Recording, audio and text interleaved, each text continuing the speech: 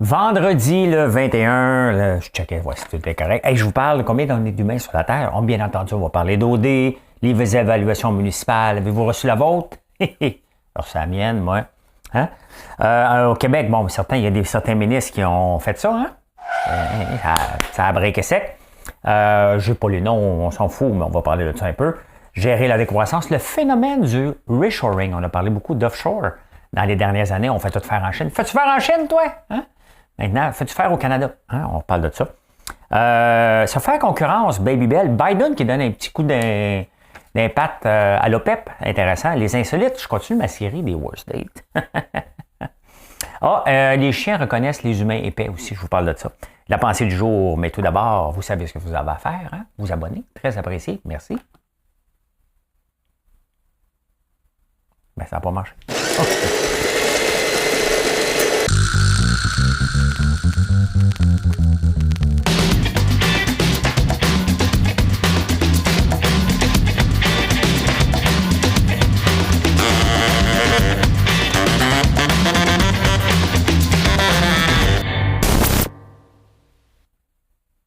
Ouf, ça a pris du temps à partir, je n'étais pas sûr que ça a penché.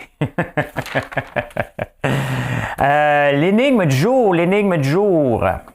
Mesdames et messieurs de LGBTQI+, voici l'énigme du jour. Aujourd'hui, l'énigme du jour, je veux savoir, avez-vous des tatous? Je ne veux pas le savoir si vous avez des tatous, c'est pas grave, là. Moi, j'en ai pas, mais c'est pas grave, je suis tombé sur un article intéressant. Quelle est l'origine du mot tatou? Je cherche l'origine du mot tatou. Et qu'est-ce que veut dire? Pensez, qu'est-ce que ça veut dire le mot tatou? On en parle à la fin. Tout d'abord, hein, on s'en vient ici.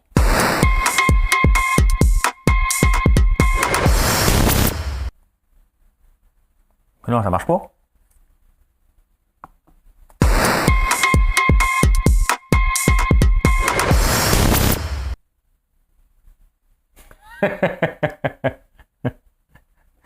Pourquoi ça marche pas? Non, mais vas-y. Non. Il y a des petits bugs des fois. Hein? C'est comme ça, les actualités. On est combien d'humains sur Terre? 8 milliards. Hein? 8 milliards d'humains sur Terre. Et on pense qu'on va être... on n'est pas tout à fait 8 milliards. On ne sait pas c'est quand la date. C'est bien sûr quand les fois qu'il y a un bébé qui naît. On compte plus les bébés en fonction des iPhones. Est-ce qu'on vend plus d'iPhones que des bébés qui naissent? Ça, c'est la statistique. Mais on pense que d'ici 2050, on va avoir à peu près 10 milliards. Et après ça, ça va commencer à décroître. Donc, il va y avoir un phénomène de décroissance à partir de 2050. 10 milliards d'humains. Hein? Moi, je me souviens d'un slogan quand mon père était en charge des moutons du Québec. Pas en charge, mais était dans l'organisation. Il disait « manger de l'agneau québécois » parce qu'on faisait beaucoup de publicité à ce moment-là contre l'agneau de la Nouvelle-Zélande. Hein? Et ça, c'est des années 70 où l'agneau québécois essayait de s'implanter. Encore aujourd'hui, on ne fournit pas le Québec, les agneaux, et on achète beaucoup de l'agneau de la Nouvelle-Zélande. Et le slogan, c'était « manger de l'agneau québécois ». 60 000 loups ne peuvent se tromper. C'était quelque chose comme ça, là. T'sais. OD. Bon. OD, hein? Il y en a une couple de participants, c'est mon nouveau son du jour. Hein? Qui ont pesé ses breaks et aussi qui est arrivé ceci. Hein? On a flushé. Tu sais, OD est une caricature. OK? Pas OD, les téléréalités. Quand j'ai fait Big Brother, j'étais une caricature. Quand j'ai fait Un souper presque parfait, la première fois que je me suis vu, j'ai fait comme bon, tard, c'est-tu moi, ça vraiment? Hein? Et, ben oui, c'était moi.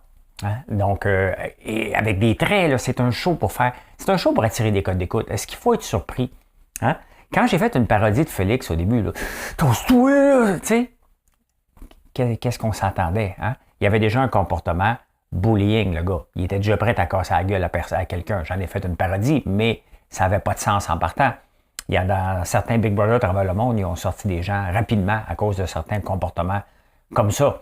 On est enfermé, dans le cas de Big Brother, on était 16 personnes enfermées, c'est impossible. Le but, c'est de mettre aussi des personnalités différentes ensemble. C'est certain que des conflits, c'est payant. Hein? Tant que ça ne devient pas personnel.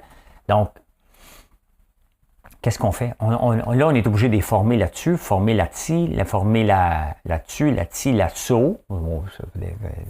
C'est pas, mais c'est pas grave, là, c'est pour faire une rime. Là. Si ça saute, si ça saute, si ça saute.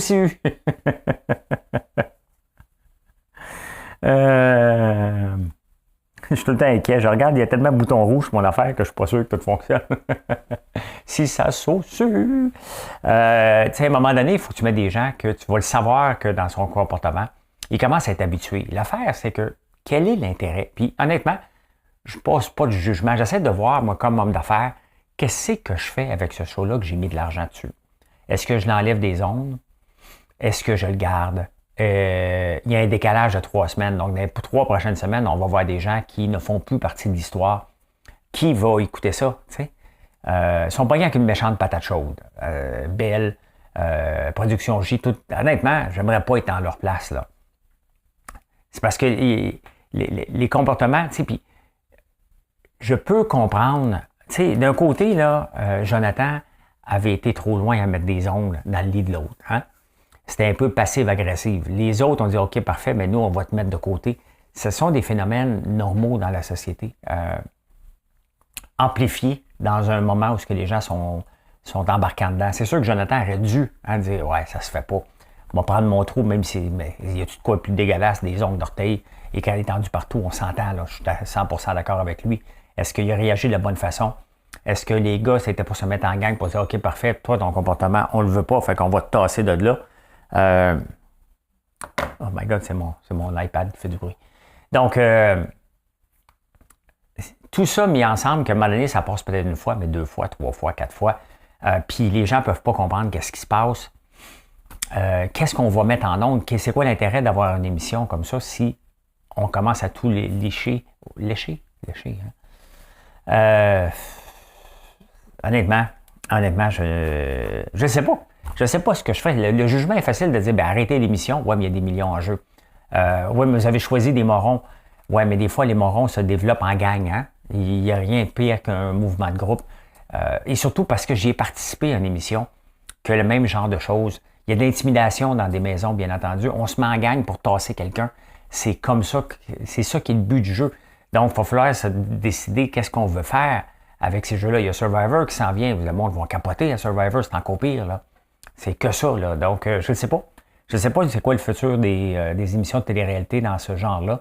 Et le risque que les gens prennent en allant là, au point de vue... Parce que les gens d'OD, elle l'a dit, la petite millionnaire, la want-to-be millionnaire là, qui vendait des selles, elle est là pour se faire connaître, être famous. Donc, il y a bien des gens qui disent « OK, je m'en vais là ». Ils regardent leur reach sur Instagram, ils disent « OK, parfait, je vais vendre avant, je vais vendre après, je vais être famous ». Mais il y a une limite à ça. Donc, est-ce qu'on doit choisir des gens comme ça? C'est un peu comme quand on choisit des gens dans l'œil du dragon, des gens qui veulent juste avoir une pub à TV. Hein? À un moment donné, il va falloir revoir tout ce qu'on fait là-dedans. Disons qu'il y a une bulle qui vient de péter. Il y avait un avant cette saison-là dans OD pour les téléréalités, puis il y a un après en ce moment-là. Pas évident. Nous, on n'a pas eu de formation là, quand on est allé à Big Brother. Vous allez me dire, ouais, on est un petit peu plus âgé. Ça ne l'empêche pas. Des mouvements de groupe pour tasser quelqu'un. Je l'ai vu dans Big Brother, et oui, ça frôle l'intimidation. J'en ai eu de l'intimidation dans la maison, c'est comment tu la gères, c'est pas drôle, là. C'est pas drôle quand t'es pas voulu dans une maison pendant 2 semaines. C'est tough. Je peux related to that. Hein? Avez-vous reçu votre évaluation municipale? Quel son je ferais bien jouer, moi? Hein? C'est quoi ça? Non, on applaudit. Non, j'ambitionne là, sur les sons, je m'excuse. Hein?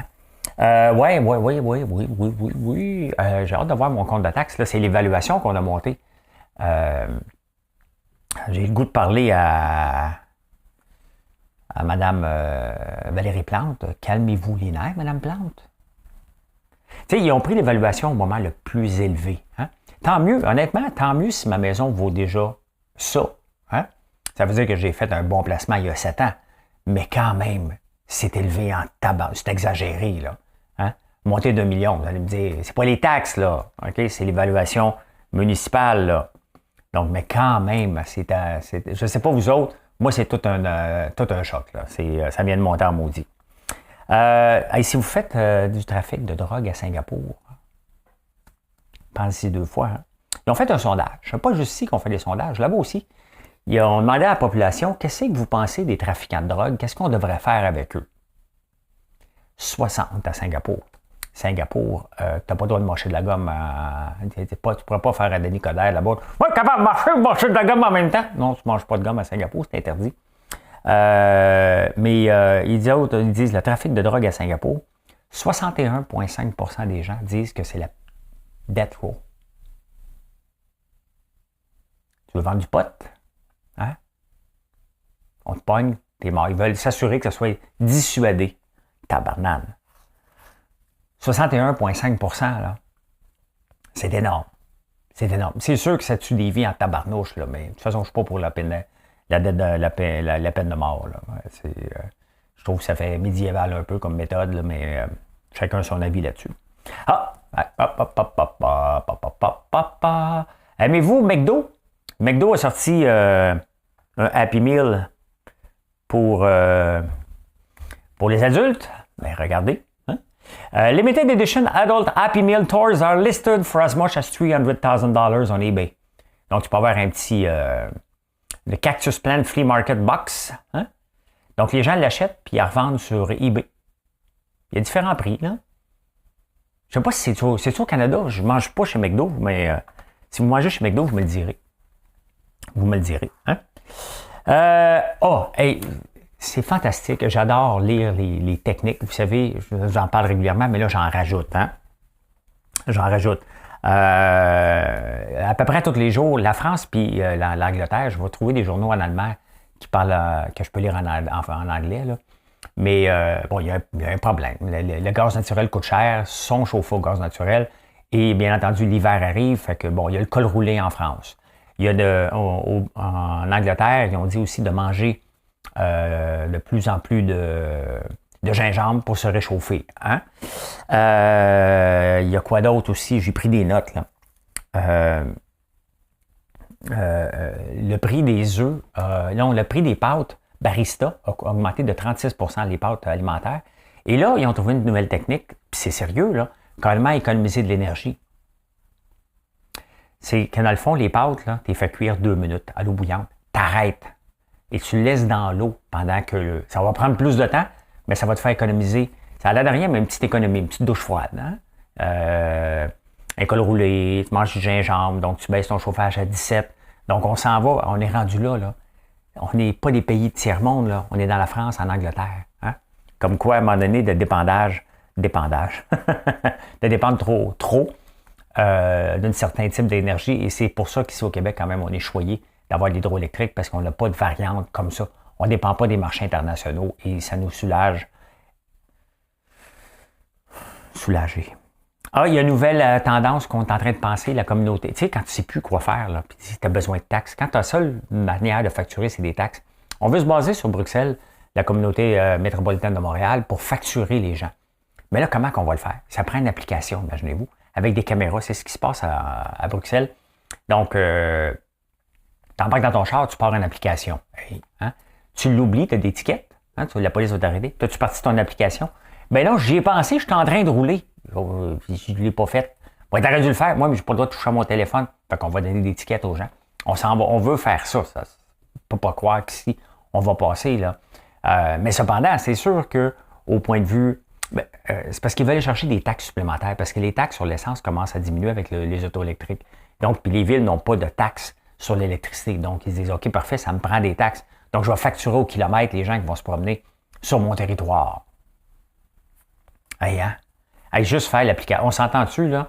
Juste faire l'application pour ça, on va probablement dépenser un 500 millions, hein? Parce que c'est ça que ça coûte. Si je faisais cette application-là, moi, je te le ferais pour 50 000 $, mais la ville, avec les consultants, tout le monde va se mettre là-dedans, tous les bugs, ça va coûter une fortune. Mais on veut se baser là-dessus, imaginez-vous. Hein? Donc, d'avoir les kilométrages. Pourquoi pas prendre le kilométrage de l'auto?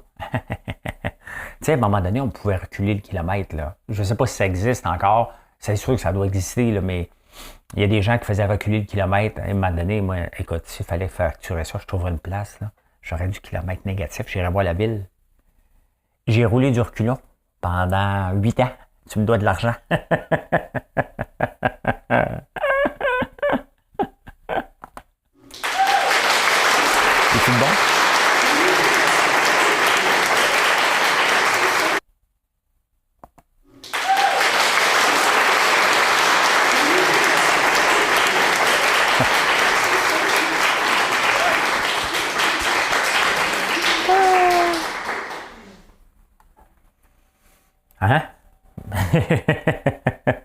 Facturé de kilomètres. Ah, et écoute, en Angleterre, Liz Truss, ça vient d'y goûter. Ben oui, la première ministre n'était même pas là 30 jours. Hein. J'avais parlé justement hier, je disais ce qu'elle était pour faire une Kim Campbell d'elle-même. Elle est arrivée avec des grands sparages, puis elle a dit ben, on va faire ça, on va faire ça. Elle a mis dehors son ministre des Finances, elle nomme un autre. Le ministre des Finances a dit moi, je veux rien savoir de ce que tu dis. L'autre, le ministre de l'Intérieur, a sacré son camp, fait qu'elle vient de démissionner. Hey, hein? Ça, c'est exactement quand on a mis un clown en place, qui est Boris Johnson. On fait le Brexit, on s'en va avec. Tu sais, si tu vas faire un Brexit, là, on s'entend-tu que tu as besoin d'un comptable plate? Là. Oui, c'est ça, tu remplis, tu y vas par étapes. Ben non, hein? Eux autres sont partis en fou, ben c'est ça que ça donne. Hein? C'est ça que ça donne. On est habitué de voir la monarchie qui sont square and square, puis là tu tombes à ça. Hein? Faut le faire. Ça va au Québec?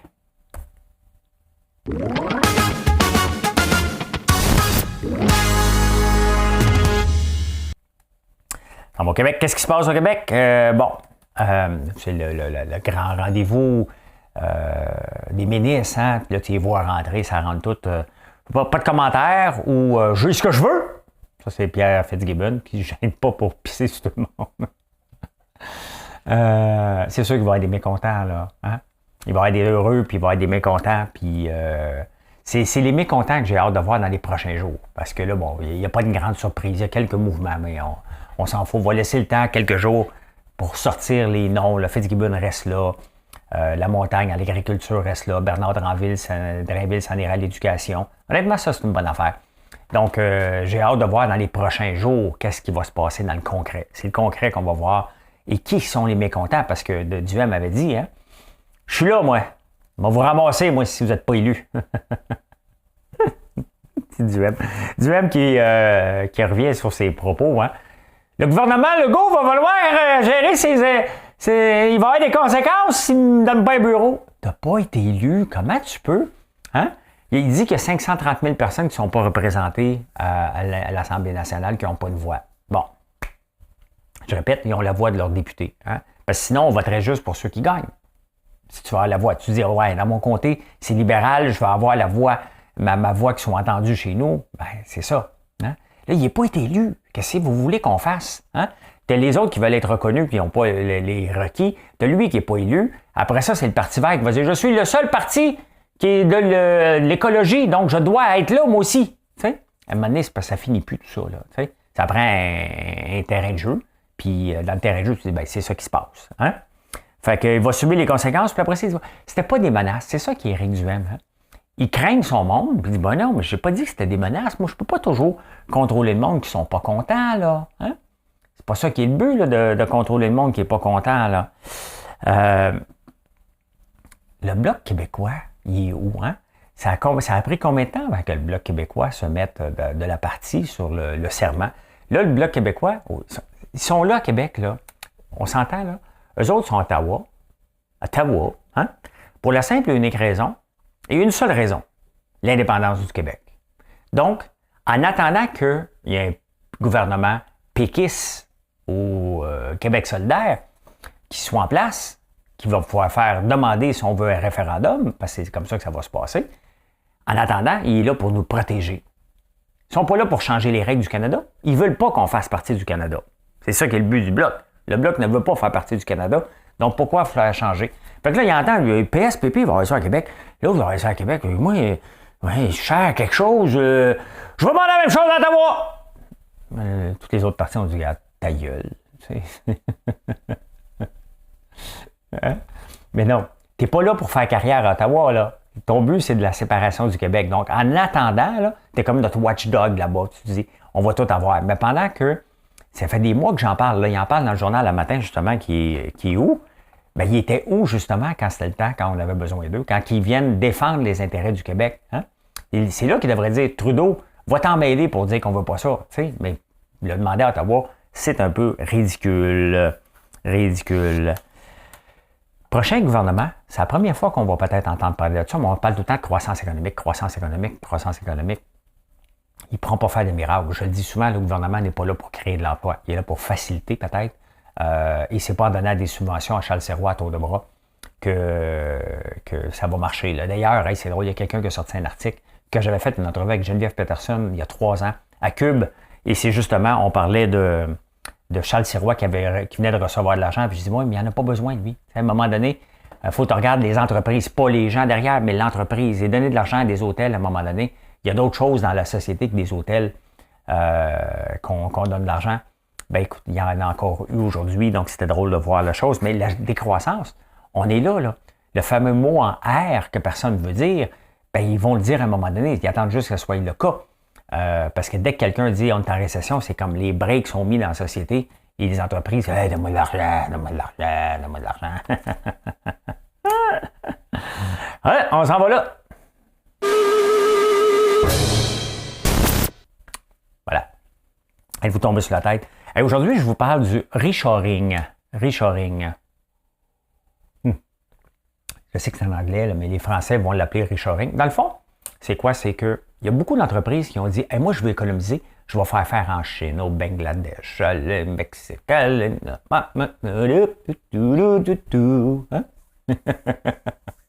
Pierre, je ne peux même pas ramener Pierre Bruno, il est en retraite. Il est en retraite, Pierre Bruno. Fait que. Donc, on a envoyé ailleurs, puis là, on se rend compte, oh, les containers coûtent de 1 500 à 11 000 $. Oh, OK, il y a des chaînes d'approvisionnement. Regardez la Chine avec le tolérance zéro de la COVID. Donc, tout ferme quand il y a un cas de COVID. Donc, c'est retardé. Tout est retardé. Il y a déjà une pénurie dans certains endroits. Là, tu es obligé d'attendre. Ça fait plus gérable pour une entreprise. Et là, on se rend compte que les limites à l'outsourcing puis l'offshoring, d'envoyer nos affaires à l'extérieur. Donc là, il y a beaucoup d'entreprises qui ramènent ça à la maison. Puis, tu sais, je vis la même chose avec la moutarde. J'achetais ma moutarde. Je suis en train de la développer. Aussi, les entreprises, maintenant, veulent contrôler de plus en plus de A à Z leur chaîne de production. Donc, on ne dépend plus de personne. Moi, idéalement, je fais tout pousser chez nous en plus. Ce qui va venir à un moment donné le cas. Ça prend du temps parce qu'il faut s'organiser. Mais sur un horizon de 10 ans, à un moment donné, tout va pousser sur la terre puis on va transformer pour ne plus dépendre des marchés internationaux. Donc, c'est un grand phénomène qu'on voit de plus en plus et en profiter pour la modernisation. Tu sais, on s'entend, là, il y a des choses qu'on envoie en Chine faire alors que c'est une machine qui le fait là-bas. On peut acheter la machine, l'installer ici, là, tu sais. Donc, ben voilà, regardez nos sacs de popcorn. Avant, on les faisait faire en Chine. C'est pas moi qui s'en occupe, là, c'est Marilyn et une autre équipe. Mais on les fait faire pas mal tout au Québec. Nos chaudières sont toutes faites au Québec, dans le coin de la Beauce. Donc, on ne dépend plus de... Bon, le plastique, il faut l'acheter, là, mais on ne dépend plus des marchés internationaux autant qu'avant parce que c'est un méchant paquet de troubles. En finance. Qu'est-ce qui se passe en finance? Hey, intéressant, Babybel. Oui, calme-toi. Babybel se fait autoconcurrence, puis j'en avais déjà parlé, c'est fait dans le coin de Sorel, je pense. L'usine de Babybel, c'est des fromages mini Bonbel, mini Babybel, ils sont tellement mignons qu'on les mangerait tout rond. Hey, wow, je l'ai! Ben, ils ont décidé de se faire concurrence parce qu'ils voient que le VG s'en vient de plus en plus. Donc, au lieu d'attendre, hein, puis que quelqu'un d'autre, donc ils ont fait leur même version de Babybel, du boursin aussi, de façon VG. Et moi, j'aime ça des entreprises qui prennent des risques, tu sais, et qui s'assurent que non, on ne se fera pas avoir, OK, par le marché. Si le marché s'en va vers là, on va être prêt, on va être fort là aussi. Donc, c'est une maudite bonne nouvelle. Ça, j'aime ça des entreprises comme ça. Hein? Le mot R, ben, j'en parlais parce que Trudeau s'est fait poser des questions. Le mot R, c'est le mot récession. Le mot récession ne sera pas prononcé au Québec avant le mois d'avril prochain, peut-être juin, parce que ça prend 2 trimestres négatifs. Donc, on va peut-être avoir un premier trimestre négatif. C'est sûr qu'on va l'avoir de janvier à mars. Là. Ça, on ne peut pas s'en sortir. C'est déjà un trimestre qui est au ralenti. On va tomber dans le négatif. Je ne pense pas qu'on va tomber dans le négatif dans le mois actuel parce que c'est la période des fêtes. Mais tout de suite après, je pense qu'on va tomber de façon négative.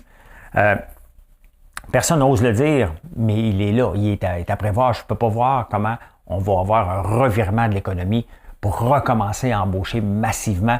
Pourquoi? Parce que la Banque du Canada n'a pas fini avec nous. Hein? L'inflation a passé de 7,1 à 6,9. C'est encore très, très élevé. Regardez, en Grande-Bretagne, on est à 11 % d'augmentation. C'est énorme. C'est énorme. Donc on n'est pas sorti du bois. Est-ce qu'on s'en va vers une catastrophe? Non. Non. Non, pas une catastrophe du tout, du tout, du tout. Ça, c'est le Coca-Cola. Regardez Tesla. Hein?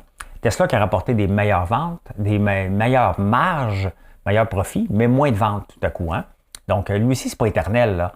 Tesla qui valait quand même 414$ son haut de l'année, en vaut 206 aujourd'hui, moins 7%. Donc, on le voit, il y a des grands mouvements. Hein? Les gens s'attendaient à ce que Netflix tombe. Non, Netflix a eu mieux que prévu. Tesla, les gens sont extrêmement nerveux. En ce moment, les marchés sont dans le rouge, ils étaient bien partis. Donc, c'est comme ça. Hein? Ça prend une bonne nouvelle, ça prend une mauvaise nouvelle. Ce qui est intéressant aujourd'hui, c'est Biden. Biden qui donne des petits coups d'inflant.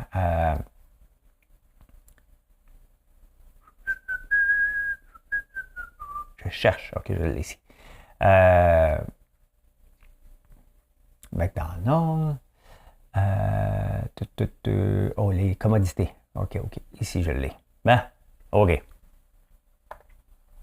Biden qui donne des petits coups d'inflant dans le gaz, hein, parce qu'il dit, nous autres, on va continuer à en produire. Puis normalement, c'est l'OPEP. Donc, l'OPEP, c'est l'Arabie Saoudite, l'Iran, l'Irak, les grands pays du Golfe qui contrôlent le pétrole. Puis, dans le temps de la grande crise énergétique des années 70, ils faisaient leur loi, là.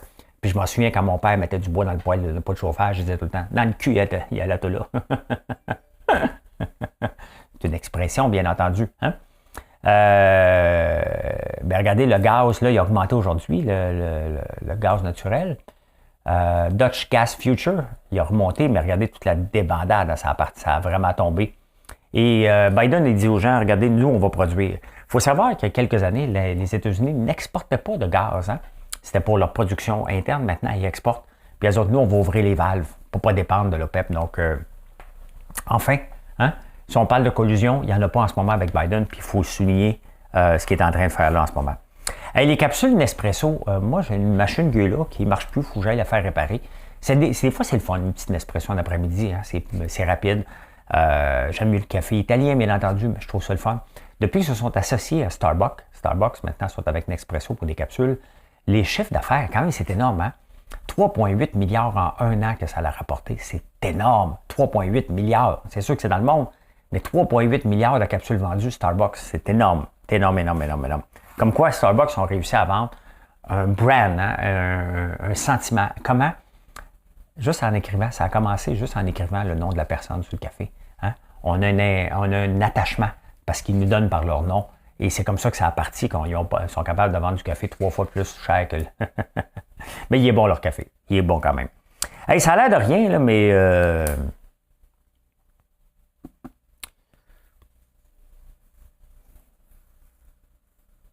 Terre-Neuve a de l'argent.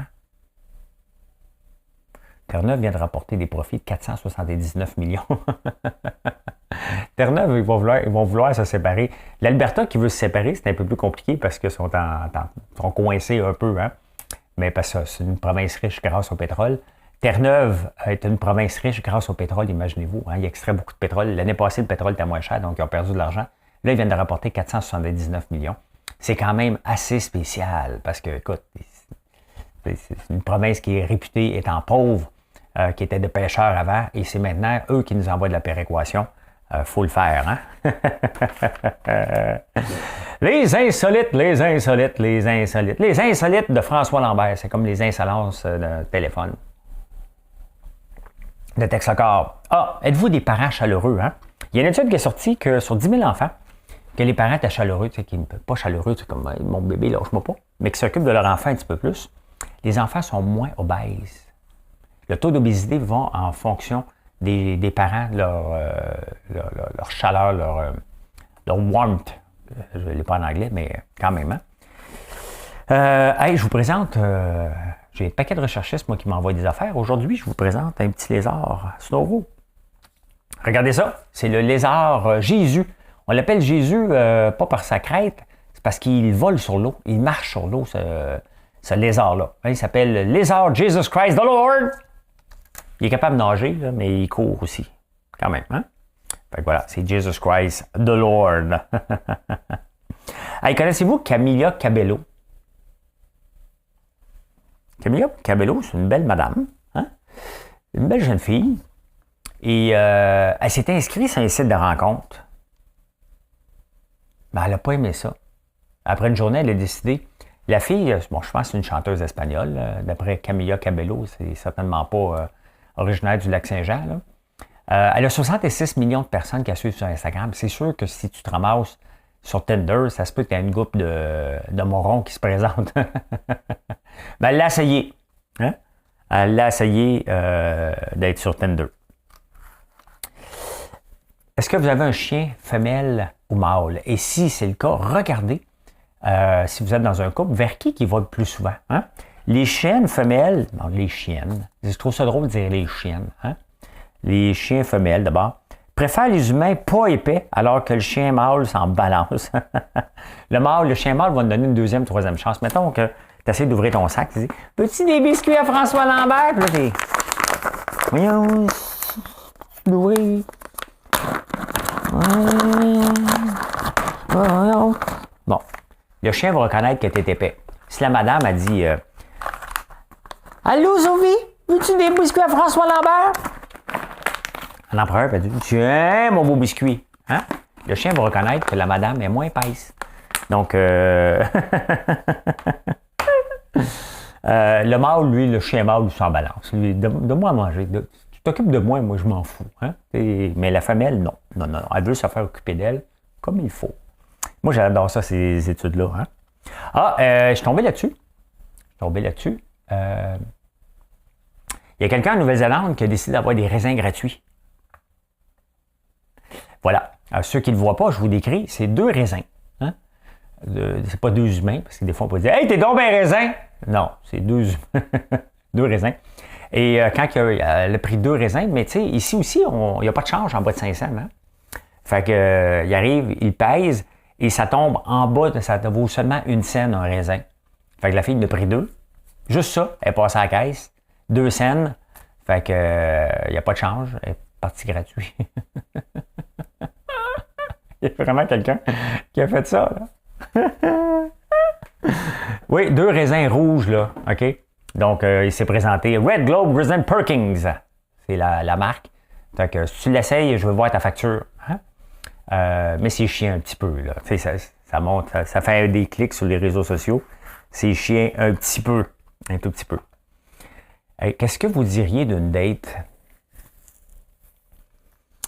Bon, il y a un gars et une fille qui s'en vont en date. Le gars l'amène dans son auto, puis il french.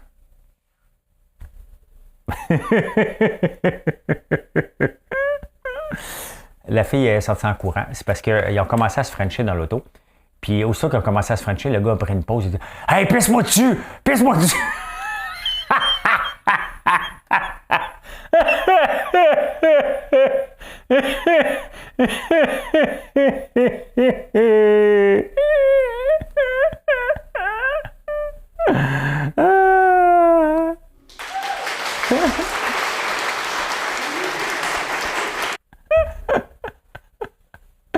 Fait qu'elle a dit non, je préfère aller là.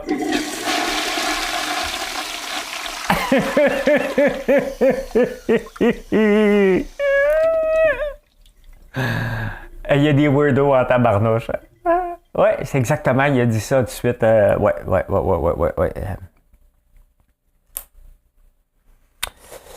La pensée du jour. La pensée du jour. Faut que je sois sérieux après ça.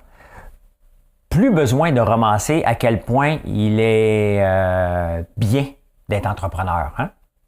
C'est une lutte pour sauver sa vie. C'est une lutte pour sauver la vie de notre entreprise et notre propre peau chaque jour de la semaine. C'est ça, hein? Parce qu'on voit les entrepreneurs des fois, « Hey, tu mènes une belle vie, mais vous me voyez aller. Hein? » C'est une survie à tous les jours. À tous les jours, on veut sauver l'entreprise. On veut sauver notre peau. On veut gagner des parts de marché, mais c'est tout le temps des virgules. Et des fois, on gagne, des fois, on perd. On essaie de gagner quelque part. C'est toujours compliqué. Mais c'est ça, hein? C'est le fun, la vie d'entrepreneur. Oui, c'est vrai, mais c'est pas de la romance. Hein? Donc, voilà, je le répète. Plus besoin de romancer à quel point il est le fun d'être entrepreneur. C'est une lutte pour sauver la vie de notre entreprise et notre propre peau chaque jour de la semaine. Voilà. Finalement, la réponse au mot tatou, je vous la donne. Hein? Ça vient de où? Ça vient de la Polynésie française. C'est C'est un navigateur, James Cross, je pense, qui l'avait trouvé. Et ça vient... la première définition de l'origine, c'est dans la Polynésie. Et la première définition de tatou, prononcée tatao, est dérivée de la racine ta et signifie approximativement dessin dans la peau. Donc, la seconde, tato, T-A-T-A-U, signifie frapper. On lui donne aussi des origines antérieures à l'apparition des tatouages dans le monde occidental. Le mot tatou, tatou comme on le connaît aujourd'hui, T-A-T-T-O-O, décrivait en effet le battement d'un tambour militaire. Les deux mots ayant des racines latines communes signifiant frapper ou battre se sont donc confondus en un seul mot. Le mot français fit officiellement son apparition dans le dictionnaire de Littré en 1858. Bien, voilà comment j'ai vu l'actualité en ce beau vendredi. Et je peux dire ceci. Mission accomplished. Voilà. Bonne journée tout le monde. Merci d'être là. Allez voir françoislambert.one. Très apprécié. Bye, bonne journée.